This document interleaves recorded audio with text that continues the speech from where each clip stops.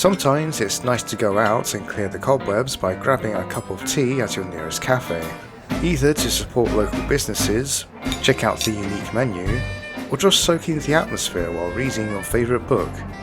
Personally, I've been reading this manga by the name of burger. It's like eating a towering burger of butter, which in most cases is good. This looks absolutely What amazing. Huh? Right, let's go in for this bigger sausage. Got a good bend on it, hasn't it? There we go, let's taste some of this. Got ketchup as well. Nice. Right.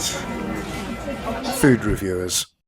I'm sure you've seen them pop up in the YouTube algorithm from time to time, and you probably clicked on them either for the delicious looking food, the cozy restaurants, or the interesting personalities. We're now in an age where any ordinary person can pick up a camera and produce a travel show that could rival that of mainstream television. But believe it or not, it wasn't really like this on YouTube a decade ago. Yes, the food reviewers of old didn't have the highest production value, nor the proper manners. They more or less conducted their reviews in their car, munching on fast food without much consideration of the general populace, where the one true king of this genre, now and forever, happened to be a time traveller from the 1940s. My disappointment is immeasurable, and my day is ruined.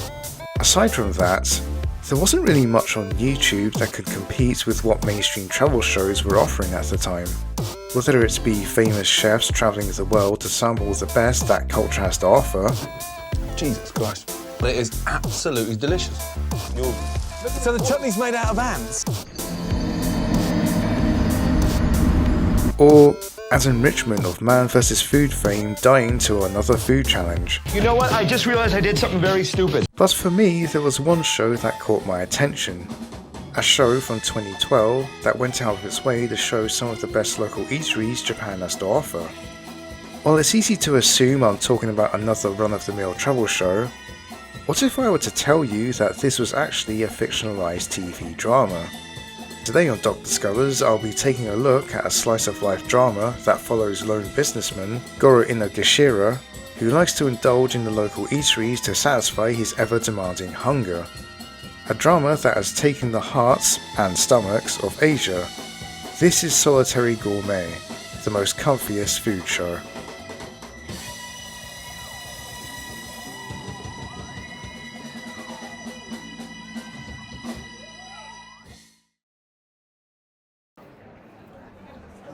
Can I get one of everything? I'm a certified fatty. Like all good stories, we have to start from the beginning. And to do that, we have to take a look at the famous manga the show was based on.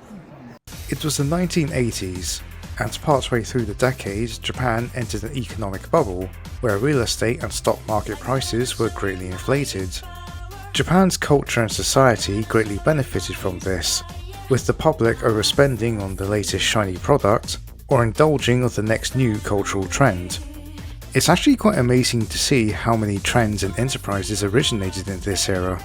Funnily enough, this is the second time on this channel I reference the economic bubble, and I have a feeling it won't be the last. Around that time, food critic Masahiro Yamamoto released his first book detailing everything about the gourmet experience. If his name rings a bell, it's probably because you've seen him in the excellent 2011 documentary Jiro Dreams of Sushi. He's actually still active to this day, and currently produces content on YouTube and Instagram. In an era where everyone is spending cash like no tomorrow, it comes as no surprise to see the Japanese public hop aboard the foodie train thanks to his books, and thus the gourmet trend was born. Shows, films and drama that centered on foods became a big hit. The most mainstream example would be the 1985 comedy film Tampopo, which was actually quite a big hit over here in the UK. In fact, a lot of people gained interest in Japanese culture because of this film. So if you're wondering why a lot of Japanese-centric YouTube channels happen to be hosted by British people, then you can probably blame this film.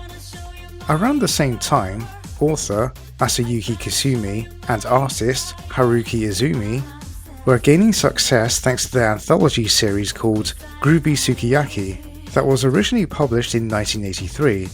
It was more or less a collection of surreal and comedic short stories, but what caught people's attention was its food-related tales. One of the more famous stories of the collection was Night Trip, which had a detective enjoy food during a train ride.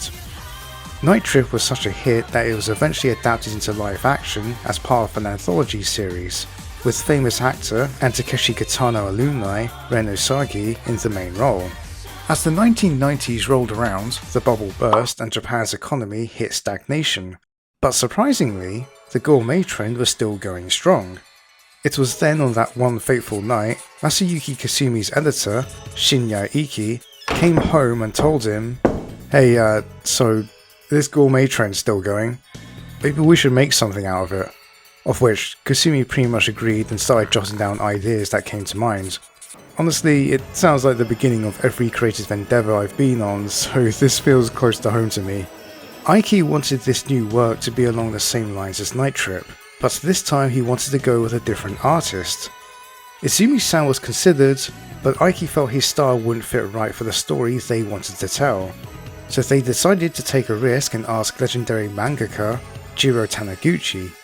A lot of his famous works include Summit of the Gods, A Distant Neighborhood, Guardians of the Louvre, and my personal favourite, My Father's Journal. He has a knack for not just nailing the atmosphere, but writing very relatable human interest stories. While shonen was dominant in the manga industry, his work stood out. You felt that these were stories he wanted to tell despite the current trends at the time. His specialty is in gritty noir mysteries, and it's actually no surprise that his works gained a massive popularity in Europe, most especially France. With their comic industry being full of interesting and unique stories that are divorced from the American superhero genre, his work was a natural fit for them. Just looking at his portfolio alone, you could tell how much of a leap they were willing to take for what amounts to a gourmet manga. When Iki met with Taniguchi with the proposition, the artist looks down, then back up at Iki to ask him, "Why me?" You see, a lot of Taniguchi's work were either introspective, serious, or sentimental drama pieces, and he's not one to stray away from that genre. I mean, if it works, why change now? But what I believe made the duo decide on hiring Taniguchi was the 1994 classic The Walking Man. The manga was notable for barely using any dialogue whatsoever, allowing the visuals to draw the reader in. We, alongside the protagonist, are there to soak in the outdoors. Every chapter is a little adventure on its own, and it's a great showcase of the art and atmosphere you only expect from a master such as Jiro Taniguchi. Despite being turned down, Iki stayed persistent, asking around 3 to 4 times over the course of 2 months until Taniguchi eventually caved in. Kasumi of course joked years later that Iki might have strong-armed Taniguchi into accepting the gig because he had the demeanour of a yakuza. Come to think of it, manga editors of the 80s and 90s were quite terrifying back then, weren't they? I'm actually glad that Taniguchi accepted the job, because Solitary Gourmet is objectively one of his best works, and it's a nice little departure from his usual fare. When it came to the initial concept, Kasumi and Iki had to consider what kind of person our main lead is, even down to his occupation. If they were going to have a character walking around and trying out different foods on the regular, they had to be in a position where they're able to travel on the go.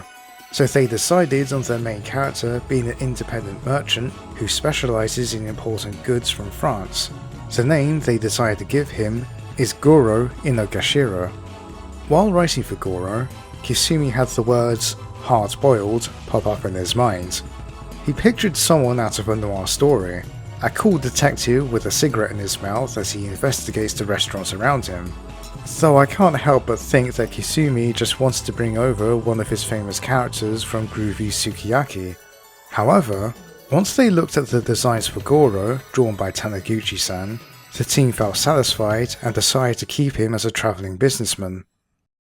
For the very first chapter, Goro finds himself in Minamin Senju to inspect a potential warehouse to store his wares, only to find the place was not up to his standards. To make matters worse, it begins to rain and he runs to the closest shopping arcade for shelter. Oh man, where on earth am I? No need to panic, but I am starving. I'm starving to death." The man desperately runs through the rain in hopes of finding any place to eat.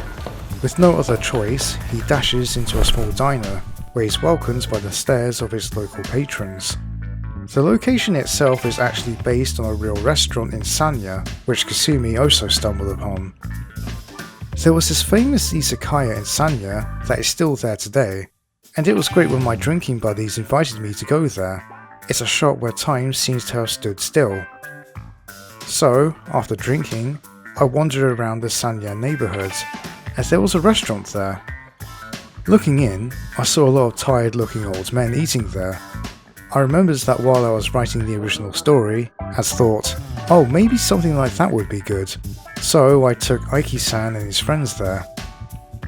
Aiki was there to take photos as reference material for Taniguchi to work with, but ended up getting terrified of the foreboding atmosphere coming from the slums.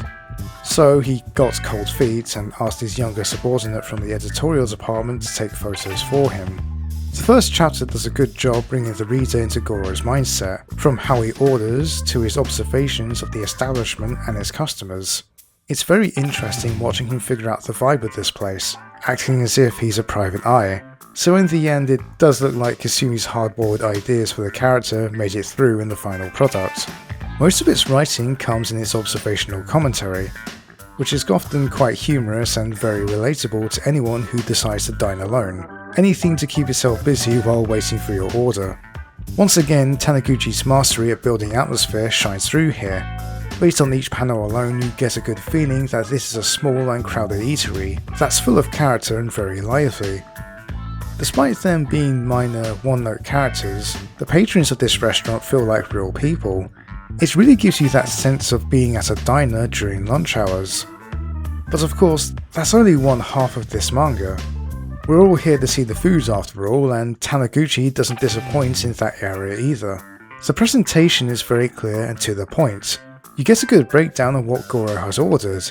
Everything on the page looks delicious, and even as I'm editing this, it's making me hungry from just staring at it. I ended up with 2 pork dishes, sliced pork and tonjiru. I see that the tonjiru and rice are plenty enough food for me. As Goro eats, you can see on his face that he's really into his food, and once again I have to credit Taniguchi. For someone who specialises in human drama, he of course would focus the most on facial expressions. You're able to understand a character with one simple look on their face, and it takes a lot of talent to pull that off. All of this combined with Goro's inner monologue that was written by Kasumi, and you feel like you're enjoying a meal alongside with him. The two creators are a perfect match. While the first chapter is simple enough, it gives the reader a good idea of what to expect in future entries. As each chapter progresses, you can feel that Kasumi and Taniguchi got more comfortable working together, and started churning out more fun and interesting stories. Some of these stories were actually based on real-life events Kasumi experienced. He's the type of writer who notes down every little thing he comes across, knowing it will make a good story down the road. Even something as negative as a bad restaurant experience could make for an interesting story. It's a very positive attitude to take, and it's kept inactive to this day. For example, in chapter 12, Goro encounters a head chef shouting at his employee in front of the other customers. Kasumi noted that it was something that really spoiled the mood for everyone. So much so that it's actually the first time Goro doesn't enjoy his meal. In fact, he doesn't really finish it. You know, you shouldn't yell in front of people who are having a meal. Huh? I should be very hungry now, but look at this. This was all I can eat. When we have a meal, we want to eat freely, without interruption. We want to feel relaxed. We want to be alone somewhere quiet and comfortable. The chef himself doesn't take kindly to such a scolding, and decides to get violent, of which Goro retaliates with some hardcore CQC. The inspiration behind this move came from watching a martial arts match featuring Rix and Gracie. Kasumi, Aiki and Taniguchi talked about it while drinking and thought, hey, let's give Goro a background in martial arts, let's make him strong. And thus, here he is, kicking a chef's ass for their disrespectful display. When Kasumi talked about this chapter, relating it to his own experience, he had to humorously state that the arm lock didn't happen in real life. Honestly, if Gordon Ramsay did this during the kitchen nightmares, it will probably be the most watched episode of all time. Where's the lamb sauce? What I really like about Goro's character is how unassuming he is on the outside, but deep down he's full of surprises. There's a lot more depth to him than expected. At first glance you think he's just a run-of-the-mill businessman. He doesn't drink alcohol, but enjoys a good smoke once in a while. When food comes into play, that's when a fire is lit in his belly. His personal observations and commentary are actually very relatable, and I honestly feel the same way as him if I was in the same position. Funnily enough, there were instances where the words hard-boiled come to mind. Maybe it's his design, the suit, or the way he smokes. He does have his more goofier moments, but I have to admit he does have an air of coolness to him, even if most of the manga is just him eating. If I were to lend some criticism, we don't actually see him do much of his day job. There has been maybe 1 or 2 scenes of him conducting business, but overall it's just a vehicle to get Goro from A to B, which is fine, don't get me wrong, but it would have been nice to see more just to flesh him out a little, and fortunately this nitpick does get fixed in the live action adaptation. The illustration work from Jiro Taniguchi is stupendous. Despite working with smaller panels, he's able to cram in so much detail and character. The restaurant scenes are impressive for how much personality is radiating off every page. I especially like how even the restaurant owners of each chapter have their own unique design and character. It goes to show how much care and attention is put into each little story.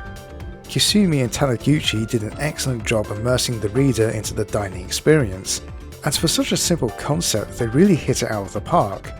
If you're up for something comfy, even if you're not a foodie, I highly recommend checking this manga out. It's definitely a great read before bed, or something to read while having a meal. Or you could do both if you're willing to cause a mess. No idea why you'd want to do that unless you're a complete degenerate. The manga ran between 1994 to 2015, with a total of 32 chapters shared between 2 volumes. By the time this video comes out, you should be able to order the physical copy that's been fully translated into English from Amazon. In fact, I'm happy to see a lot of Taniguchi's work not only get an official translation, but an actual physical release. As I mentioned before, he was quite big in France, so a lot of his stories were translated into French, but now it's great to see his stuff get more exposure in the West. Unfortunately, Taniguchi passed away at the age of 69 on the 11th of February 2017. In the time leading up to this, he was already in poor health, and eventually he suffered from multiple organ failure. Despite his friends and family expecting the inevitable, it was still quite a shock. I was prepared for this day to come someday, so when I received the news of his death, I wasn't that shocked. But when I hung up the phone and continued working as if business as usual, I started to feel a cold, heavy feeling coming from my stomach. He was a person who didn't talk much, didn't complain, and didn't explain himself, but he was always trying new ways to express himself. He was a quiet challenger. Taniguchi-san, thank you very much for your hard work. I may be immature and clumsy, but I will continue to create manga and music that will continue to entertain the people even more. Please watch over me from above. Rest in peace. What Taniguchi left behind is a portfolio of masterpiece after masterpiece. There's just something so incredibly human about his work. A gentle soul who put his heart into each page, and I don't believe anyone else could replicate his approach to storytelling. In an era where shonen manga was the top dog, he went against the grain and produced some really thoughtful stories that absolutely stood the test of time. I really hope that, after watching this video, you not only give Solitary Gourmet a read, but be interested enough to check out the rest of his work. What Kasumi and Taniguchi created together was something special. Even when it was short, the impact it would leave would surprise even the creators themselves. What they especially didn't expect was for their work to be adapted into a full-length live-action drama, and even more surprising, it becomes a massive hit.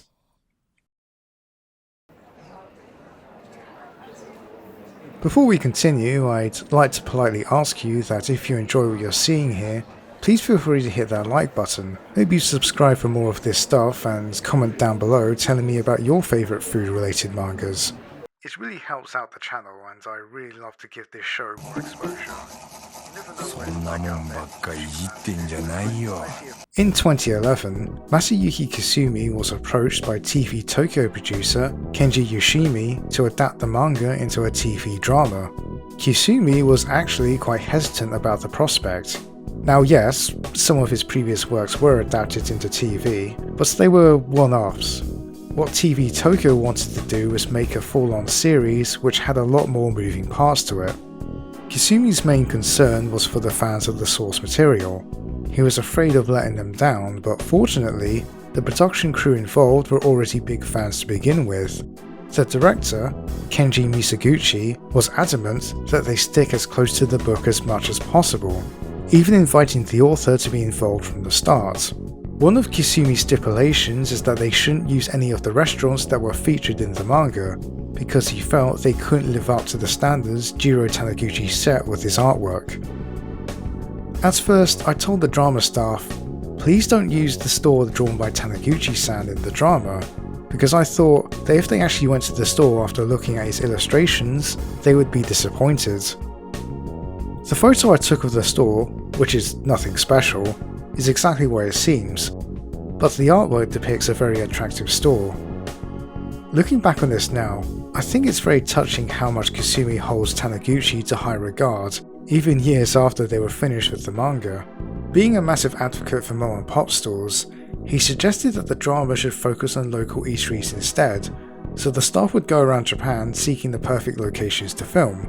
Once they picked out the restaurants, they would then write the episodes around them.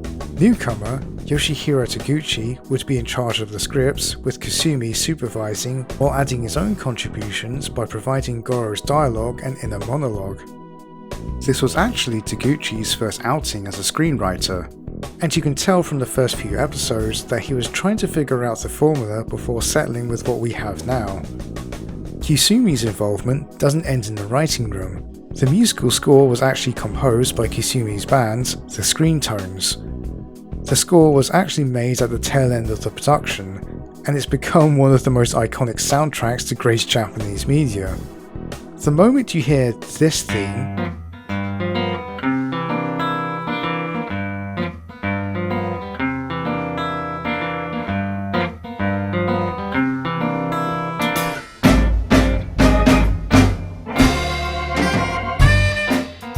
you immediately know you're in for a good time. The music is very upbeat while calming at the same time. It just has a knack for setting up a relaxing atmosphere. With such great music on hand, you'd think the show would recycle it for the following seasons. But no. The Screen Tones end up scoring a new soundtrack per season, and they're all wonderful to listen to. Funnily enough, when I reread this manga for this video, I had the soundtrack playing in the background, and honestly I'd recommend you do the same. For our main character, Goro Inogashira, he will be played by veteran character actor Yutaka Matsushige in his first ever starring role. If you watch Japanese media, even casually, I can guarantee you that you've seen his face pop up from time to time. He's actually quite a versatile actor and doesn't usually play the same role. In fact, he actually popped up in my previous documentary, The Hero of Kamurocho, where I took a look at legendary actor Takuya Kimura at the show that made him famous, Hero, in which Matsushige was actually part of the main cast in Season 2. For any gamers out there, you've probably seen him in the live-action adaptation of the first Yakuza game, where he plays the detective Makoto Date, of which both he and the character were criminally underused. And for all the weebs out there, he was also in the 2015 live-action adaptation of Death Note, as Light Yagami's father, which was, okay, I guess? It could have been worse. To say this was perfect casting is an understatement.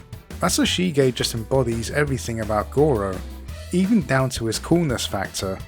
It's like the character leapt out of the manga into real life. Matsushige actually added a lot to Goro's character through his performance. He fleshes out the character by introducing some interesting habits and quirks which keeps in line with the story's endless well of charm. Most of his performance comes down from his physicality, even down to the way he emotes with his face. You have to keep in mind that this is a one-man show, so while there is narration coming from Masashige, you can pretty much tell what Goro is thinking based on his mannerisms. From season 7 onwards, you actually start seeing Goro ordering additional food, and that's because Masashige tends to ad-lib.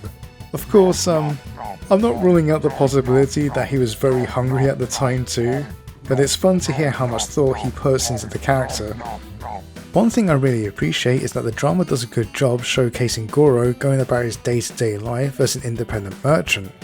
Each episode starts off with him either meeting up with a client or inspecting new merchandise. Sometimes it leads into a miniature arc. In the first episode, Goro has to put up with a very chatty client. Every single praise I've lent towards Masashige's performance can be seen in this one single scene. You can pretty much tell he has no interest in what she's talking about. He's only there to sell some teacups and she's over there blabbering on about dogs. Once again, he doesn't say much, but his body language just says it all. One other thing of note is that there's definitely a lot more humour involved. When Kasumi originally wrote the manga, he wasn't actually going for comedy, it was straight up a slice of life story. There were humorous moments sure, but they stemmed from its use of observational commentary. What scriptwriter Yoshihiro Taguchi was able to do is inject some more comedic elements while keeping true to the spirit of the original story. This scene here could easily be a chapter of the manga, and I wouldn't bat an eye at it. After dealing with his chatty client, Goro, understandably, wants a cigarette, and in the rush to find a smoking area, he comes across a local furniture store. The entire section of this episode is 5 minutes long, but they do a great job establishing a lot about Goro's character. We learn that he's a smoker, he has a great eye for furniture, which is attributed to his line of work and observational skills, and we get a peek into his mindset as a businessman. He considers what life would be like if he opened up a store of his own, only to quickly shoot it down. After all, he prefers to be light and free. The other benefit to this scene is that the staff also wanted to showcase the store, going back to Kusumi's ideals of supporting mom and pop stores. Thanks to this scene, we as an audience get everything we need to know about our main character, and we're set to enjoy the main premise of the story. Yutaka Masashige once said that while Goro is the main character, we shouldn't forget the other star of the show, and that's the restaurants. After praying at a shrine for some good luck, Goro runs into his worst enemy, his hunger.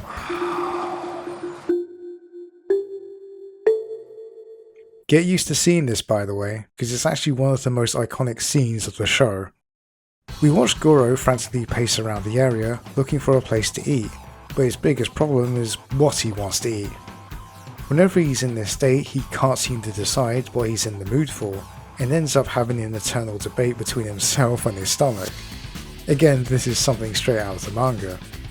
Director Kenji Misaguchi uses this time to survey the great locations surrounding Goro. He wasn't just focused on the local stores and restaurants, but the neighbourhood as well. He really wanted to capture everything. Eventually, the businessman decides on yakitori and comes across a shop called Shosuke. This store was picked for the first episode because the director, Kenji Misaguchi, was a regular at the place. It's also probably a good time to point out that this first episode technically isn't the first. Originally, the first episode had Goro go into a Tandan noodle shop, but during the finalization of the scripts, Kusumi felt that the second episode worked far better, so they went with that instead.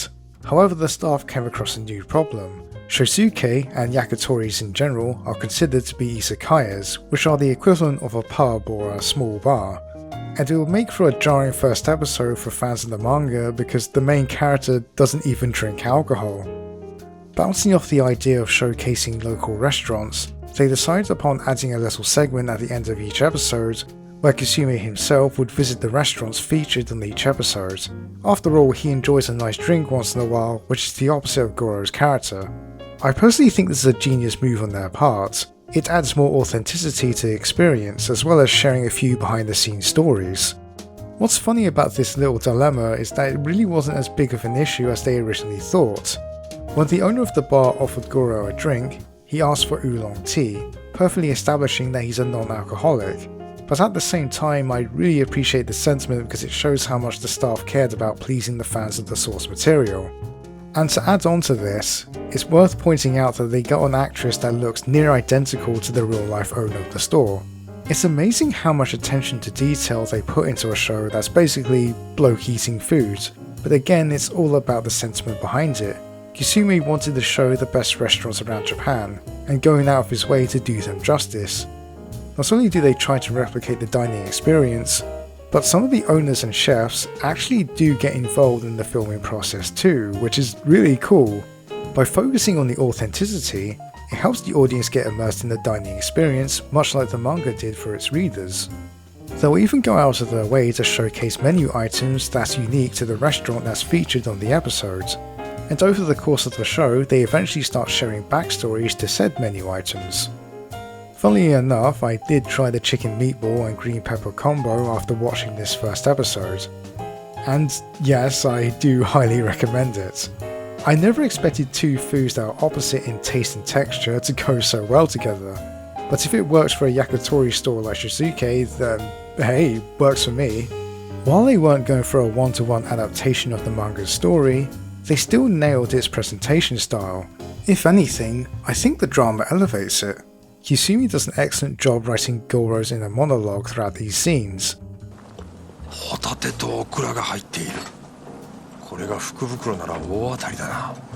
Even after being done with the manga, it seems like he hasn't missed a beat.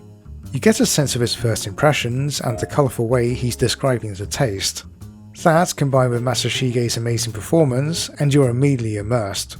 It's like you're there enjoying the meal alongside with him. Another compliment I like to give is how lively the show is. I'm not talking about the food or the restaurant atmosphere.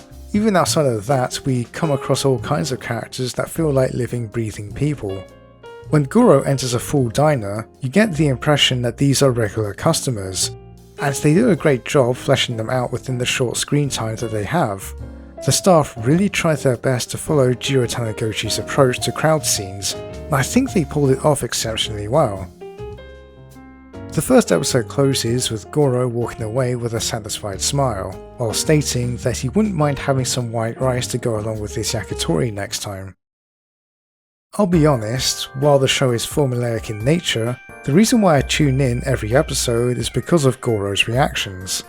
I just like to hear his thoughts on whatever new restaurant or cafe he comes across as if he's a real person. As the show progressed, they do eventually adapt parts of the manga. In episode 4, there's a flashback where he turns down his ex-girlfriend. I actually chuckled at the little detail that he's more concerned about eating something sweet than getting married. In fact, there's a flashback later in the season where he's straight up eating. It's like food never escapes him. The chapter I mentioned earlier, where he holds the rude restaurant owner into an arm lock, also gets adapted, only this time it's a rude customer that's picking on the owner, and Goro, being the Chad foodie that he is, can't idly stand by and allow such disrespect towards food. In Season 5 Episode 10, they actually do a faithful adaptation of a bonus chapter in Volume 1, where Goro accidentally hurts his back and has to stay at a hospital, of which he's subjected to the worst fate possible: bland hospital food. I mentioned earlier that there's a lot more comedy involved that adds to the experience, and I feel like this episode is a good example of it. After Goro finishes his unsatisfactory meal, his doctor comes in to check up on him. The moment the doctor wishes Goro a good night, he stops for a second, turns back to Goro and asks him if he likes gyoza.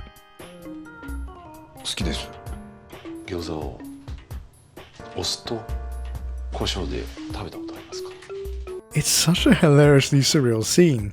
The doctor just talks about gyoza unprompted. What kills me the most is that he turns to the nurse and asks her the same question. The way the doctor talks about this pepper vinegar combo in such a deadpan manner cracks me up the most, and it feels like something out of an Abraham Hansen sucker film.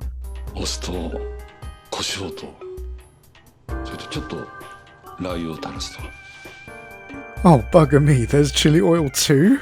Goro's face just sells the entire scene. Now he's stuck thinking about gyoza for the rest of the night. Again, I never expected such great writing for a show as simple as this, but I feel like that's what makes it succeed in the first place. Even Kisumi himself was surprised by the response. He thought it wouldn't actually get past season 1, but by the time of me making this video, Solitary Gourmet is up to 10 seasons with New Year's specials sprinkled in between. It's not just the golden standard when it comes to adapting a beloved property, but with the involvement of its original author, I'm bold enough to consider the show as an official continuation of the manga, which is quite a rarity to see. What's also neat is that Kisumi makes a cameo in the final episode of each season. There's actually quite a bit of continuity with each of his appearances as well. In season 1, both he and Goro acknowledge each other's presence. In season 2, Goro walks into the restaurant just as Kisumi was walking out, and the businessman does a quick double take as if he recognised him. Seasons onwards, he just barely notices him. It's very impressive that they even took something as simple as a cameo into consideration. When you start watching season 2, you can tell that the team are more comfortable with the established formula set by the previous season, and are bold enough to start branching out a little more. Whether it be Goro trying out sweets, snacking, or travelling overseas. It's actually because the show did so well in Asia that they were able to feature restaurants in the surrounding countries such as Taiwan. It was especially a massive hit in South Korea, netting it an award for most popular foreign drama. Even the 20th president, Yoon Suk Yeol, said that he was a fan of the show. This coincides with South Korea being the originator of the mukbang genre. For better, or worse. And for season 7, they filmed 2 episodes of Solitary Gourmet in Seoul in coordination with its tourism board. If there's any true indication on how much Solitary Gourmet's popularity skyrocketed thanks to the drama, then we don't have to look no further than the merchandise. The famed toy company, Good Smile, not only released one Goro Inogashira figure, but 2 of them. Yes, you can have figurines of the manga and live-action versions of Goro. But wait, what's that? The live-action version has a second figure? Oh my god, they even gave him a little set. They even released a guidebook detailing all the restaurants that were featured on the show.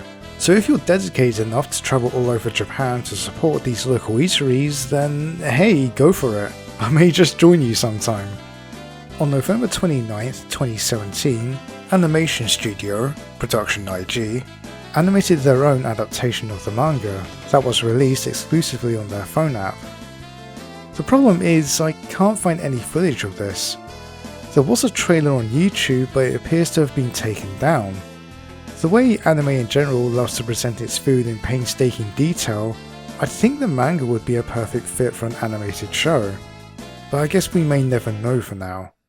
There was actually a Taiwanese adaptation of the show called Lonely Gourmet, which aired in 2015 on the Asian streaming service Youku. They even went out of their way to use the original soundtrack to add to its authenticity.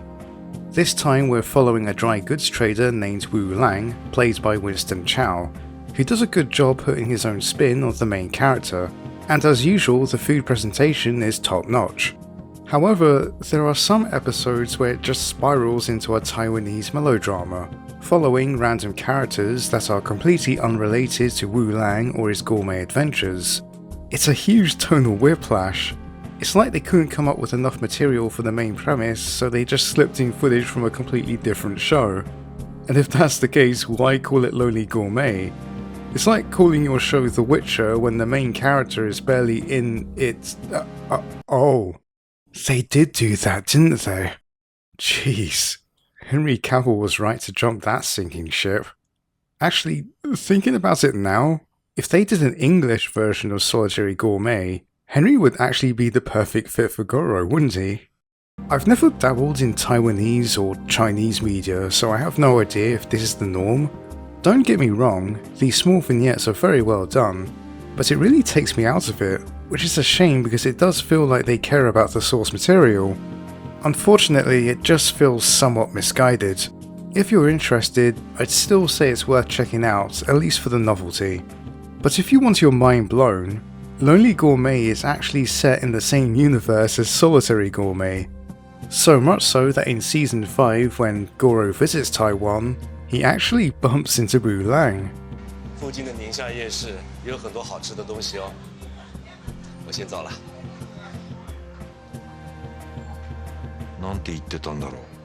What I love most about covering these shows is how they all started with something small and simple, but thanks to a group of passionate creators, they were able to launch it to greater heights. It's actually what launched my channel in the first place, and it's a main motivator for making videos. So with that in mind, I unfortunately, once again, have to bring this down a bit with some somber news. In 2019, the director of Solitary Gourmet, Kenji Mitsuguchi, suddenly passed away. It came as a shock to everyone, most especially Kasumi. Kenji Mitsuguchi, director of seasons 1 to 7 of Solitary Gourmet. He was gentle, never arrogant, and loved the set and the bars. He truly treasured the spirit of my original work, and made it an effort to turn it into a drama. I was shocked and at a loss when I heard the sudden news of the death of a director from the same generation, but I decided to try a little harder for Mitsuguchi. Even though I didn't mention him as much, it shouldn't be understated how important he was to the overall show. He came in with the intention to faithfully adapt a beloved manga, knowing full well the hurdles he and his team had to leap over. What he left behind was a show that left a huge impact, not just in Japanese culture, but in Asia in general, even surpassing the original author's expectations. After learning about all the behind the scenes stories, every time I rewatch this show, it always warms my heart knowing how well everyone got along on set. After all, what's more better than good food is the good company to share it with. I hope wherever Kenji is now, he's enjoying a drink with a nice side of yakitori. If you're interested in the show itself, you can watch the first 10 seasons of Solitary Gourmet on Netflix, each episode being around half an hour long, and it makes for some nice viewing, especially if you're having a meal. As I said before, the show is formulaic, but its atmosphere, charming main character, and strong scripts is what helps make it stand out. Most importantly, it's very sincere in its intentions. They wanted to pull you into Goro's world and enjoy the simplest things in life. And if that's not escapism, then I don't know what is. Strawberry with chocolate sauce, cream, banana, ice cream heaven really. That looks like any other ice cream I could get from a supermarket. Huh. Anyway, I might as well catch you all up on what everyone has been doing since the show. Yutaka Matsushinge is still active to this day, and while he hasn't landed a starring role as iconic as Goro Inogashira, he still has appeared in some highly regarded films and dramas, the most notable example being Takeshi Kitano's Outrage trilogy. He also ventured into the world of literature and released a collection of short stories called Inside the Hollow. Matsushige even opens up a YouTube to read out excerpts of his book, and it's nice to see him just have fun doing his own thing. Kasumi, along with his band, the Screen Tones, tours around Japan to perform the famous soundtrack. They even put up their live performances on YouTube, which I'll be sure to link down below because it's some great music to have in the background. Both producer Kenji Yoshimi and writer Yoshihiro Taguchi would continue to work together outside of Solitary Gourmet. They would work on food-related shows, one of them being an adaptation of another of Kisume's works by the name of Hiru no Sento Sake. What's notable about the source material is that it had Kisume work with longtime collaborator Haruki Izumi once again. And this won't be the last of Kisume's work to be adapted into live action. Samurai Gourmet is a 12-part miniseries that was released on Netflix in 2017, based on the manga of the same name. We follow Takeshi Kasumi, who's currently facing every Japanese salaryman's worst nightmare: retirement.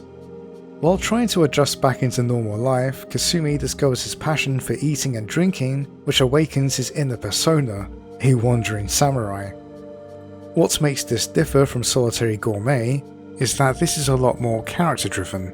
We're watching what amounts to a fish out of water story about a man adjusting to his new life in retirement, where along the way he recounts his past experiences.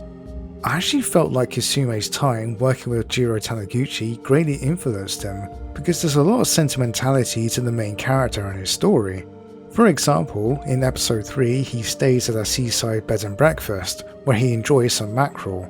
It reminds him of his time as an adolescent, where he and his friends spent their summer break at the seaside enjoying the very same meal. Of course, there's still that classic Kusume charm in the writing, especially when Takeshi's samurai persona pops up out of nowhere. Instead of focusing on the food or the restaurants, he wanted to focus on the dining experience itself. A lot of these stories are obviously based on real life experiences the author has encountered throughout his life. So much so that the main character looks suspiciously like Kasumi, as if the main character's name is not a big enough giveaway. Whenever Takeshi is put in an anxiety-riddled situation, he draws strength from his inner samurai to push through.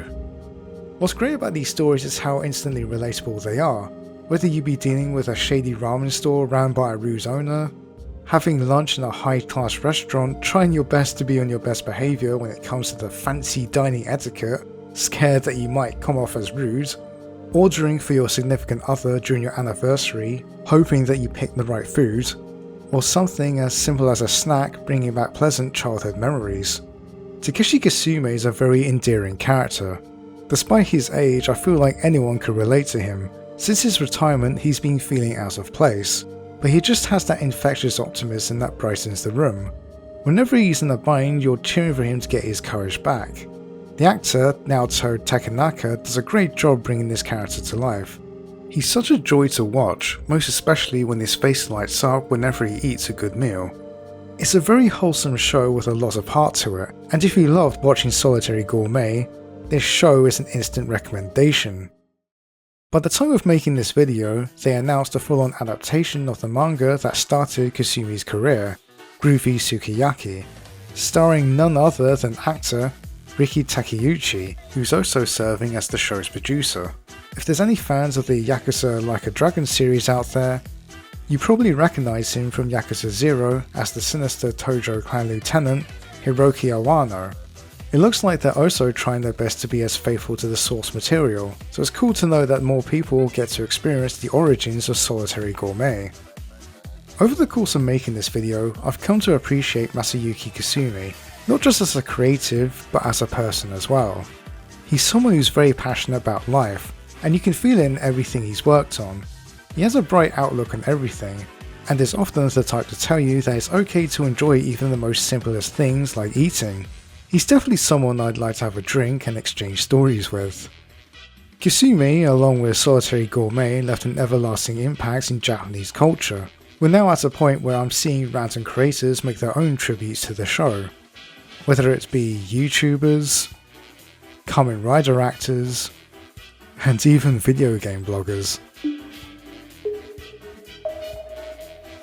I've even been seeing shows or mangas that have taken the format and put their own spin on it.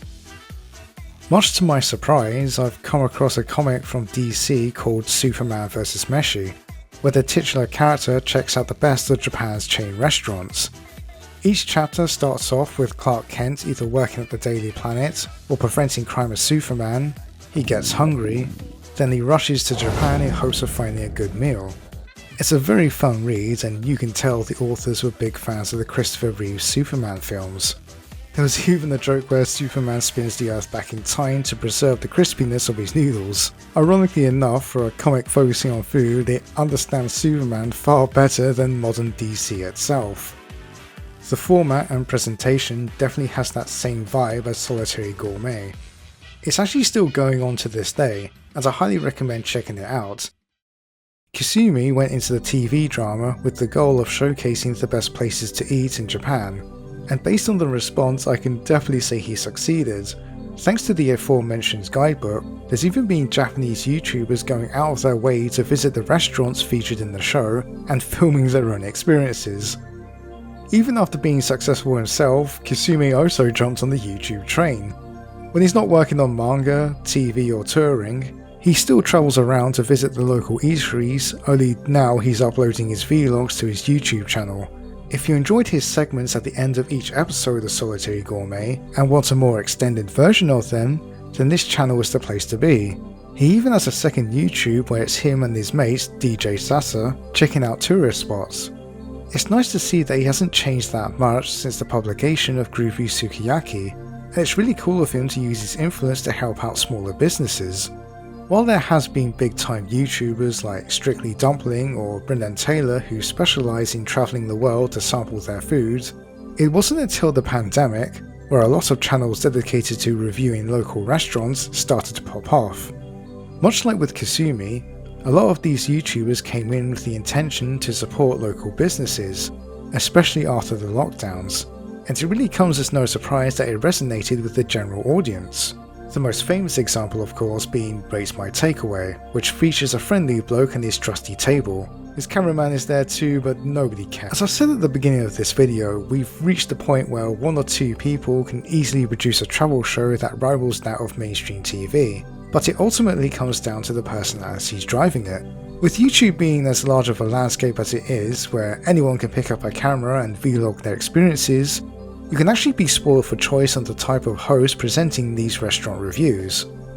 Whether it be the working class everyman from Mansfield, the bright-eyed traveller in Japan, or a bloke who looks like he came off the set of a gardening show. Everyday people wanting to show the world their experiences while supporting smaller businesses. And I always believe that's what's magical about YouTube itself, even if Google doesn't see that as clearly. Still, while I'll often enjoy watching 1 or 2 of these YouTubers, I'll always find myself coming back to Goro Inogashira, whether he'd be enjoying a sweet treat after securing a business deal, or trying out a unique menu item. I'll forever enjoy watching the day of the life of the Solitary Gourmet. Thanks for watching today's episode. Sorry it's been a while since my last upload. I've had to attend to a few personal issues, but now that that's sorted, hopefully I can get back on track. I'll never stop showing my appreciation to those who have stuck with me throughout my own YouTube journey, and I'm happy to let you know that I've been cooking behind the scenes, so look forward to that. On the next Doc Discovers, I'll take us back to the early 2000s, where the internet was becoming more available to the public. This tale follows a teenager who was gaslit into believing he's a secret agent working for MI6. His first assignment has him pretending to be gay for Queen and Country. But until then, I'll be checking out the menu. All this talk about food has gotten me a bit peckish. Judging by everyone's reactions here, the food must be pretty darn good. Sure hope nothing spoils my appetite. I'm always dubious about the poodle's willy. So what?